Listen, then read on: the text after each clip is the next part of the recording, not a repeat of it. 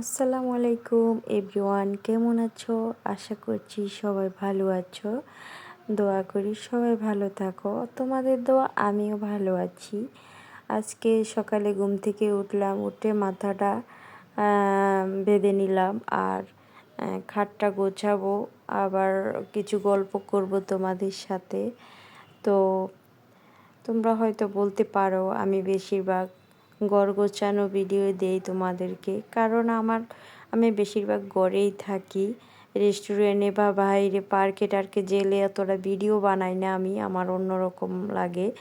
কেমন জানি বাইরে মোবাইল হাতে নিতে আমার বিরক্তকর লাগে, তাই আমি বাইরে ভিডিওগুলো কম করি।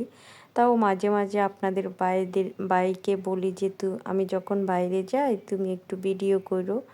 আমার যারা প্রিয় আপু এবং ভাইয়ারা আছে এবং প্রিয় আঙ্কেল আন্টি আমার ভিডিওগুলো দেখে, তারা একটু আমার ভিডিওগুলো দেখে, আমি কি করি না করি শেয়ার করি তাদের সাথে। প্রায় ওর ভালো লাগলে ও ভিডিও আমার একটু করে দেয়, আর নতবা নাই। তো আমি বেশিরভাগ আমার ঘরের ভিডিওগুলো তোমাদের সাথে শেয়ার করি।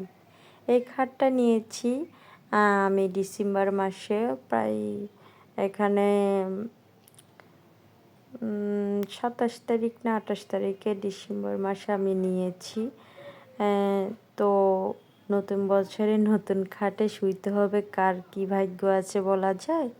তাই শখ হয়েছিল নতুন খাট কিনবো এরকম টাইপের, কিন্তু আল্লাহ শখটা পূরণ করেছে। আমি দোয়া করি আমার মতো যারা আপুরা আছে তাদের ইচ্ছাগতভাবে তারা যাতে স্বামী স্ত্রী ভালোভাবে চলতে পারে এবং স্বামীও যাতে তাদের কপালে ভালো থাকে, তাদের আবদারটা তারা রাখতে পারে, সে আপুদের জন্য দোয়া রইল। আমি আমি আপনাদের দোয়া অনেক সুখে আছি এবং আমার হাজব্যান্ড অনেক ভালো। যখন যেটা চায় সে আমাকে, অনেক কষ্ট হলো সে আমাকে এটা দেবে, কারণ সে চায় না আমি মন খারাপ হয়ে বাসায় বসে থাকি। আর আমিও এতটা ওকে চাপ দেই না যে আমার এইটা লাগবেই, তুমি আমাকে এখন দিতে হবে, এরকম আমিও না। আমি চেষ্টা করি যখন সে যেটা পারবে সেটা আমি আমাকে দেওয়ার জন্য তাকে বলি, কারণ সে যখন যেটা দিতে পারবে সেটার জন্য আমি চেষ্টা করি ওকে আমাকে দেওয়ার জন্য। বা আমাকে দেবে কেন ভাই, আমি তো আর বাইরে কারোর জন্য নিচ্ছি না, আমি আমার সংসারটা গোছাচ্ছি, সে বুঝে। তাই সে আমাকে এতটা অন্য মাইন্ডে কিছু বলে না। সে নিজের মতো নিজে আমাকে সব কিছু সাজিয়ে গুছিয়ে আমাকে রাখে।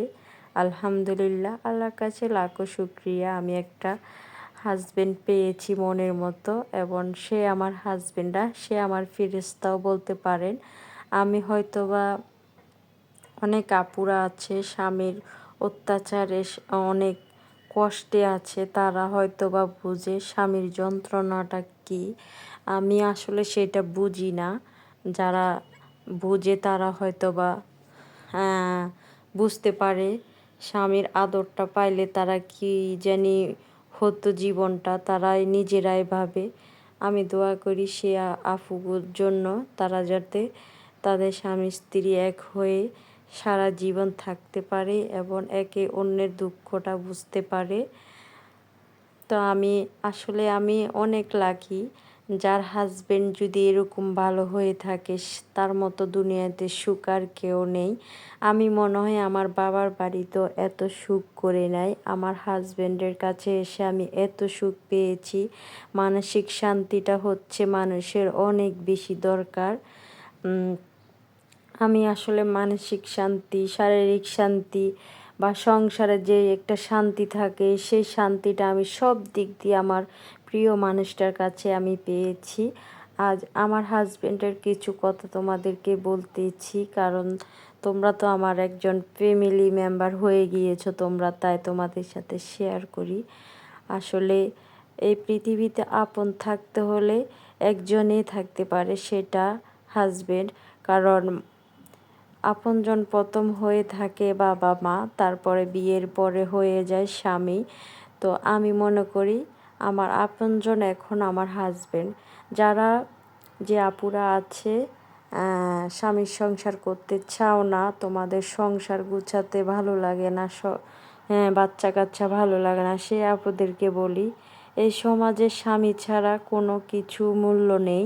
স্বামী যার আছে তার সব কিছু তার হাতে আছে। সে যত দুঃখে কষ্টে থাকুক না কেন, সে তবুও বলতে পারবে আমি আমার স্বামীর ঘরে আছি এবং আমার সব কিছু আমার কাছে আছে। স্বামী যার আছে তার কোনো কিছুর অভাব নাই। সে যত দুঃখ কষ্টে থাকুক, তার পৃথিবীর জায়গাটা ঠিক আছে তার, এইটুকুই আর কি। আমার যদি কথা ভুল ছুটি হতে পারে আপুরা, আপনারা আমাকে ক্ষমার দৃষ্টিতে দেখবেন।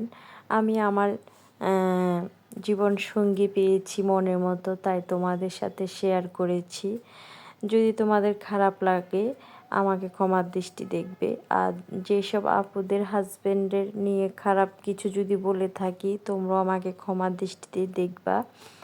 আর এদিকে আমার ঘর গোছানো হয়ে যাচ্ছে আর তোমাদের সাথে গল্প করছি। দেখতেই পাচ্ছ ওই খাটে আমার বাচ্চাটা লাপালাপি।